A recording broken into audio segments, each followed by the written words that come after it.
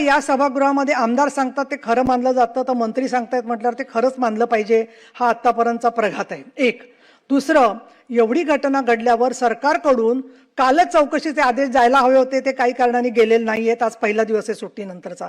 तर ताबडतोब साताऱ्याचे पोलीस अधीक्षक आणि संबंधित ज्यांनी लोकांना ढकलाढकली केली, जखमी केलेलं आहे आणि महत्त्वाचं म्हणजे मतदानाच्या प्रक्रियेपासून वंचित ठेवलेलं आहे, त्यांचं सरकारने निलंबन करावं असे मी निर्देश देत आहे. आता याच्यानंतर सभापती महोदय, या एसपीचं जे आपण निलंबन केलंय त्याला तातडीनं स्थगिती देण्याची आवश्यकता आहे. निवडणुकीची प्रक्रिया आहे, निवडणूक बघेल सभापती महोदय. निवडणुकीमध्ये जी प्रक्रिया झाली ती निवडणूक स्थगित करण्याचा अधिकार इथं नाही सभापती महोदय.